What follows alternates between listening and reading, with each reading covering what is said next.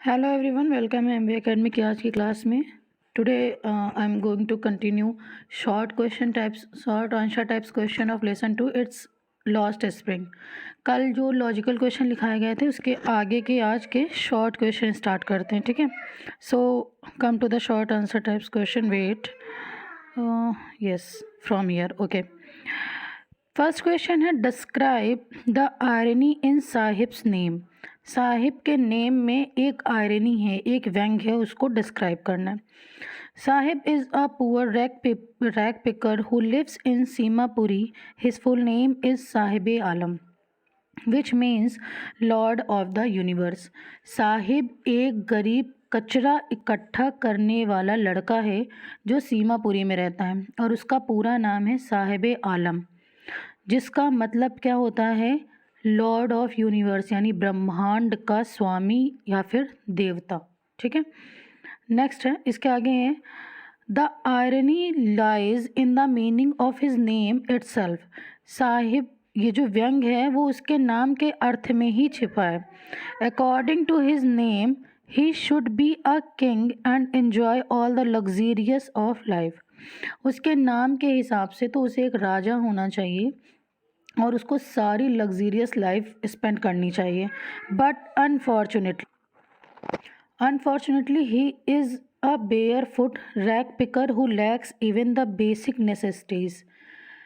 दुर्भाग्यवश वह नंगे पैर रहने वाला, कचरा इकट्ठा करने वाला है, जिसके जीवन की मूलभूत आवश्यकताएं ही पूरी नहीं हो पा रही। तो ये एक आयरनी है उसके नाम के against.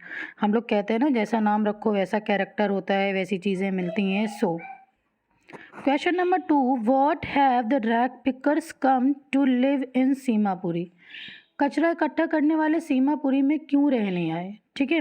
Answer, once Sahib's parents lived in Bangladesh amidst the green fields of Dhaka.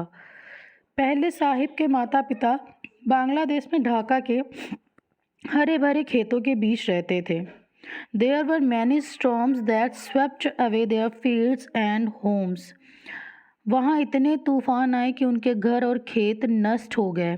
That's why they migrated to Delhi and settled down in Seemapuri looking for an occupation. इसलिए वे दिल्ली आ गए और व्यवसाय ढूंढने लगे, मतलब ढूंढने के लिए सीमापुरी में बस। Question number 3, what did garbage mean to the children of Seemapuri and to their parents. Seemapuri के बच्चों के लिए और उनके माता पिता के लिए कचरे का क्या अर्थ था, ठीक है, मतलब क्या सेंस लगाते थे वो कचरे से। Garbage means gold to the rag pickers because some of it can be sold for cash, thus becoming a means of survival for the children of Seemapuri. गरीब कचरे इकट्ठा करने वालों के लिए कचरा सोने के समान था, क्योंकि इसमें से वे कुछ को बेचकर पैसे प्राप्त कर सकते थे, ठीक है। It's providing them there daily bread and a roof over their heads. इस वजह से सीमापुरी के बच्चे और उनके माता पिता के लिए जीवन यापन का साधन बन गया था कचरा, या उन्हें प्रतिदिन भोजन और उनके सर पर छत प्रदान करता था। सो ऑब्वियस सी बात है, गोल्ड की तरह था उनके लिए। Question number 4, what kind of gold did the people of Seemapuri look in the garbage. Seemapuri के लोग किस प्रकार का सोना कचरे में ढूंढते थे। The people of Seemapuri look for items in the garbage which can be traded for money. Seemapuri के लोग कचरे में ऐसी चीज़ें ढूंढते थे जिन्हें पैसे के बदले बेचा जा सके।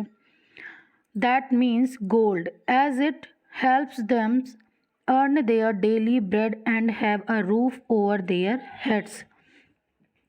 क्योंकि यह उन्हें रोजाना का भोजन और उनके सर पर छत देता था, ठीक है। फॉर अ चाइल्ड गार्बेज में mean something wrapped in wonder, whereas for the elders it is a mean of survival। एक बच्चे के लिए कचरा बहुत सारे अचंभों से भरी पोटली है, जबकि बड़ों के लिए जीवन यापन का साधन है, ठीक है। Question number 5, describe Mukesh as an ambitious person. It's very important question. Mukesh के बारे में डिस्क्राइब करिए कि वो किस तरह से एक महत्वाकांक्षी व्यक्ति था। ठीक है। Mukesh is an ambitious person because he wants to become a motor mechanic by breaking free from the vicious web of generation of families being involved in bangle making. Mukesh एक महत्वाकांक्षी व्यक्ति है क्योंकि वह चूड़ी बनाने के विषम जाल से मुक्त होकर मोटर मैकेनिक बनना चाहता था। विशिशियस वेब का मतलब होता है भ्रम जाल या फिर विषम जाल, ठीक है। इसके बाद he has the courage to dream of becoming a motor mechanic. इतनी मतलब प्रॉब्लम होने के बाद भी उसमें मोटर मैकेनिक बनने का सपना देखने का साहस था। दस ब्रेकिंग फ्री फ्रॉम डेस्टिनी, जो कि इस प्रकार वो पीढ़ियों से चले आ रहे उनके भाग्य को बदल सकेगा। Question number 6, why could the bangle makers not organise themself into a cooperative. ठीक है, तो इसका मतलब हुआ कि चूड़ी बनाने वाले अपने आप को सहकारी समिति में संगठित क्यों नहीं कर सकते थे। Answer, the bangle maker could not organise themselves into a cooperative because they were trapped in the vicious circle of sahukars, middleman, policeman, bureaucrats and politicians. चूड़ी बनाने वाले स्वयं को सहकारी समिति में इसलिए संगठित नहीं कर सकते क्योंकि वे साहूकारों, मध्यस्थों, पुलिस वालों, अफसरों और नेताओं के जाल में फंसे हुए थे। हु एक्सप्लॉइटेड देम, जो उनका शोषण कर रहे थे। If they tried to organise themselves they would be beaten by the police and put in jail. अगर वो अपने आप को संगठित करने का प्रयास भी करते तो उन्हें पुलिस के द्वारा पीटा जाएगा और जेल में डाल दिया जाएगा। Question number 7, in spite of despair and disease pervading the lives of the slum children, they are not devoid of hope. How far do you agree? It's very important question. गंदी बस्ती में रहने वाले बच्चों के जीवन को निराशा और रोग फैले होने के बावजूद वे आशा रहित नहीं हैं। आप इससे कितना सहमत हैं? In spite of growing up amidst despair and disease, children who live in slum have the desire to achieve something big in life. निराशा और रोग के बीच विकसित होने के पश्चात भी जो बच्चे गंदी बस्तियों में रहते हैं वे जीवन में कुछ बड़ा प्राप्त करने की इच्छा रखते हैं। This shows that they are not devoid of hope. यह दर्शाता है कि वे आशा रहित नहीं हैं। Saheb, a rag picker is eager to go to a school and learn. Saheb एक कचरा उठाने वाला होने के बाद भी वह स्कूल जाने और पढ़ने के लिए उत्साहित है। Mukesh, who works in dark dingy cells making bangles, dreams of becoming a motor mechanic against his family tradition. Mukesh जो कि एक डार्क और डिंजी मीन्स अंधकार में चूड़ी, गंदी कोठरी में चूड़ी बनाता है, अपने परिवार की परंपराओं के विरुद्ध मोटर मैकेनिक बनने का सपना देखता है। Question number next, where 7 question बहुत इंपॉर्टेंट, बहुत अच्छा क्वेश्चन था। What does the title Lost Spring convey. ये जो टाइटल है द लॉस्ट स्प्रिंग, ये क्या मैसेज कन्वे करता है? It's also very important question. Spring is associated with childhood. बसंत ना बाल्यावस्था से संबंधित है, स्प्रिंग सीजन है। Just as spring is the season when flowers bloom, similarly childhood is the period when an individual blooms and grows. जिस प्रकार बसंत के मौसम में फूल खिलते हैं उसी प्रकार बाल्यावस्था समय होता है जिसमें बालक फलता फूलता और विकसित होता है। ठीक, अनीस जंग here presents the horrific truth about the life of children in India who are victims of child labor and are not allowed to grow and bloom freely.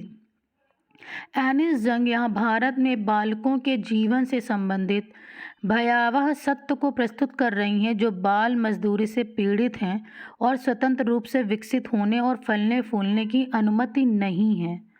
ठीक है, देयर चाइल्डहुड और स्प्रिंग टाइम इज़ लॉस्ट। उनका बचपन और बसंत काल खो चुका था।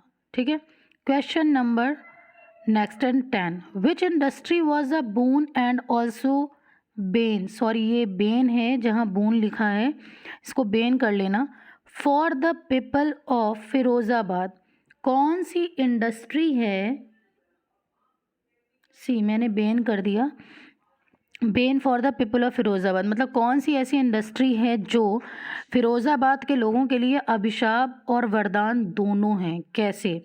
The Bengal making industry was a bone and Ben for the people of Firozabad, Firozabad की चूड़ी उद्योग यहाँ के लोगों के लिए वरदान था और अभिशाप भी। It was a bone because it gave them a livelihood so that they could survive, ये वरदान इसलिए था क्योंकि यह उन्हें रोज़गार प्रदान करता है जिससे वे गुजारा कर पा रहे थे, है ना। However it was a bane because they were forced to work in their industry for generation as their children had to also work in bangle making to make ends meet, और ऐसा होने पर भी यह अभिशाप है क्योंकि उन्हें पीढ़ियों तक इस उद्योग में काम करने के लिए मजबूर किया जाता है, जिसके कारण उनके बच्चों को भी चूड़ी बनाने का काम जीवन यापन करने के लिए करना पड़ता है as the earnings were meagre. Additionally their eyes and general health were ruined due to continuously working close to the furnaces used for making bangles, इसकी वजह से उनकी आँखें और स्वास्थ्य भी लगातार चूड़ी बनाने में प्रयोग की जाने वाली भट्टियों के पास काम करने के कारण खराब हो रही थी, ठीक है, इस वजह से वो बेन था। Question number 11 and it's last and it's very important question, listening to them I see two distinct words, ये डिस्टिंक्ट है, टाइपिंग प्रॉब्लम है, मिस्टेक है, distinct word in the context of Mukesh the Bengal maker's son, which two words is Anis Jung referring to? Anis Jung तो मतलब author हैं, ये तो पता होगा। Answer, the two words that the author refers to are those represented by Mukesh respectively, दो संसारों से लेखिका का अभिप्राय उस जीवन से है जो मुकेश के माता पिता और मुकेश द्वारा क्रमशः प्रस्तुत किया गया है, ठीक है। Mukesh has the courage to dream big in spite of all adversity, इतनी कठिनाइयाँ होने के बावजूद मुकेश के अंदर ऊंचे सपने देखने का साहस है ना।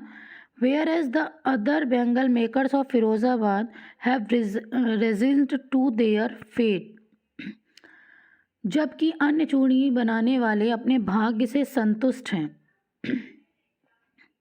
And have suppressed all their hopes and desires, और उन्होंने अपनी सभी आशाओं और इच्छाओं को दबा दिया। सप्रेस्ड मतलब होता है दबाना, फोर्सफुली, ठीक है। Mukesh refuses to follow the god given lineage, Mukesh भगवान द्वारा चूड़ी बनाने वाले वंश का अनुकरण करना अस्वीकार करता है and wants to be a motor mechanic when he grows up, और बड़े होने पर वह मोटर मैकेनिक बनना चाहता है, ठीक है। तो इतनी ज़्यादा आयरनी और इतना मतलब लेसन में ट्रुथ चीज़ें दी गई हैं, इट्स वेरी गुड लेसन।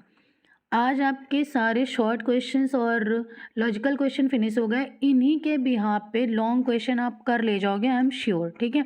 फिर भी अगर कोई प्रॉब्लम होती तो आप कमेंट सेक्शन में एक बार लिख कर भेज दीजिएगा, I will upload the video. कल की क्लास में इससे रिलेटेड कुछ वोकैब की एक सीरीज़ में सेंड करूँगी, इट्स वेरी इंपॉर्टेंट, ठीक है। अगर किसी को PDF चाहिए तो मेरे को टेलीग्राम पे सर्च करो MV Academy विद रश्मि गुप्ता, उसमें आपको सारी PDFs अवेलेबल हो जाएंगी। आज रात में 9 बजे से 9 बजे मैं लाइव आऊँगी क्लास 12th और 10th के लिए। बोर्ड एग्ज़ाम में आपको क्विक रिवीजन या फिर अच्छी सी प्रिपरेशन कैसे करनी है, so don't skip the class. Thank you for watching this video, have a nice day.